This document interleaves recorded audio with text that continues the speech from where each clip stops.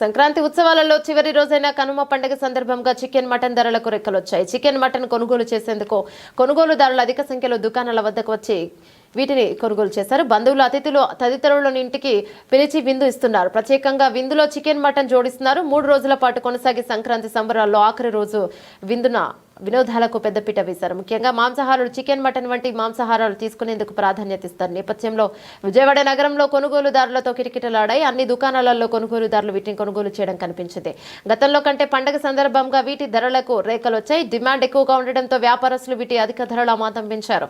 ఇక kilo chicken కు అదనంగా ₹100 పెంచారు. కొనుగోలుదారులు కూడా అధిక ధరలను పట్టించుకోకుండా వీటిని కొనుగోలు చేయడం కనిపించింది.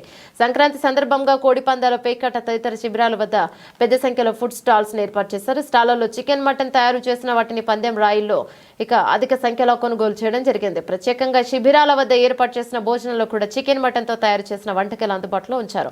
మాంసాహార వంటకాలలో ప్రతి ఇల్లు గుమగుమలాడాయి.